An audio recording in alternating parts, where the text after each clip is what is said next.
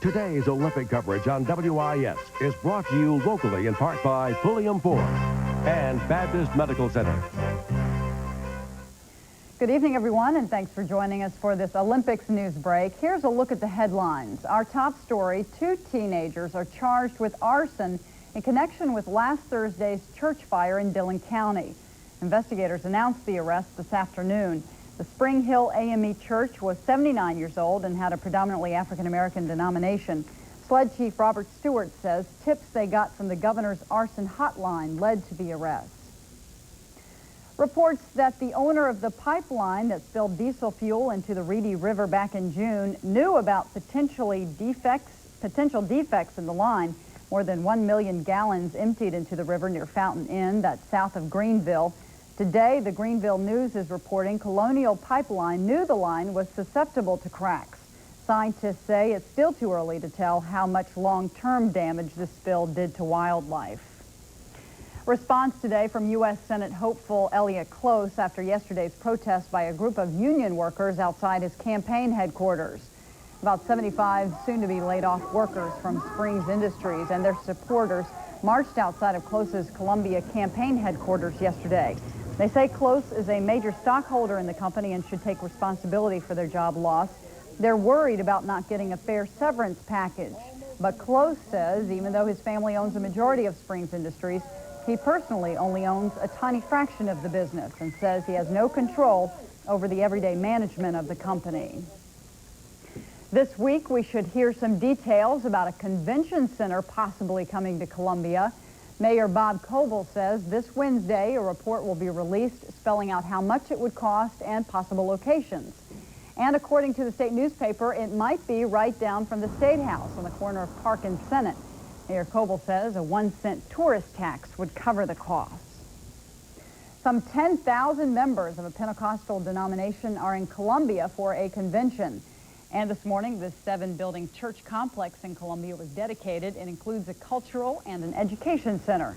The Church of Our Lord Jesus Christ of the Apostolic Faith is hosting an international convention until Thursday. The gathering began Friday.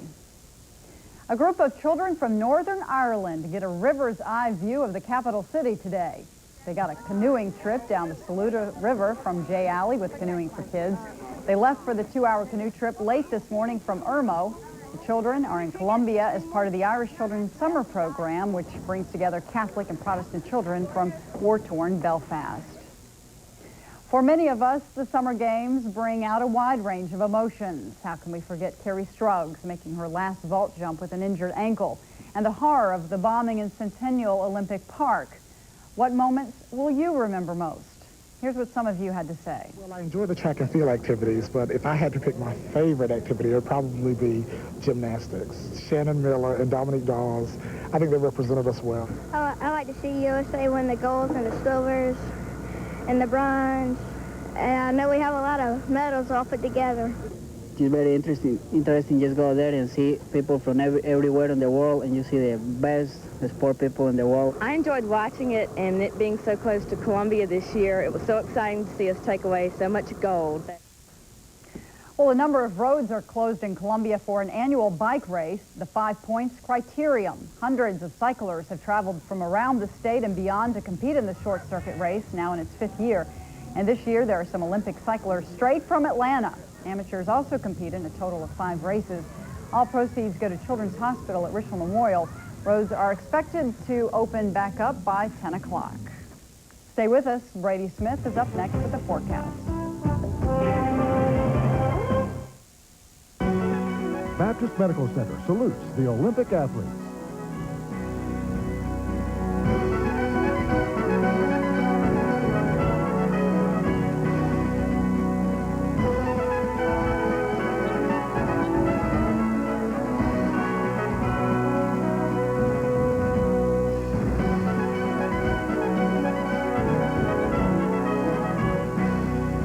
Our team to yours. Best of luck in Atlanta.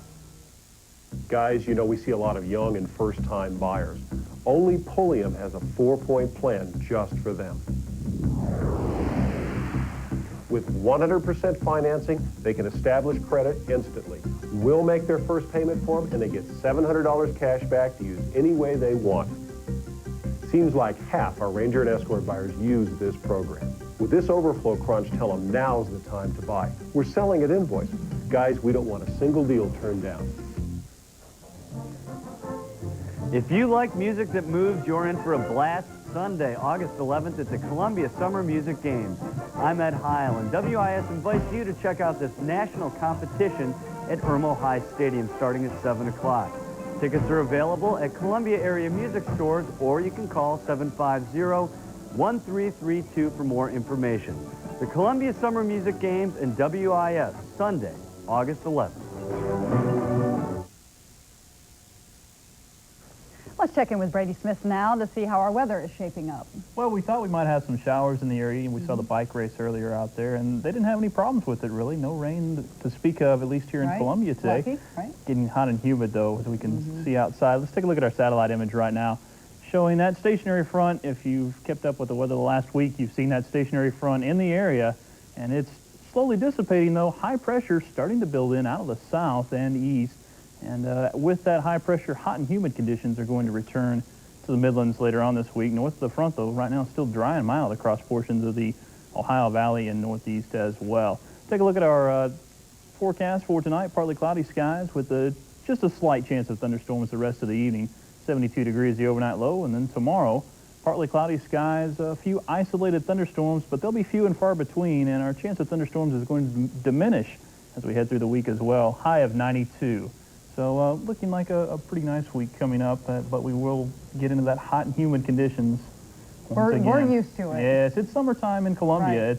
We've had a pretty cool time, but not too bad right now. Thanks, Brady, and thanks for joining us. We'll see you back here for Nightcast after the Olympic coverage.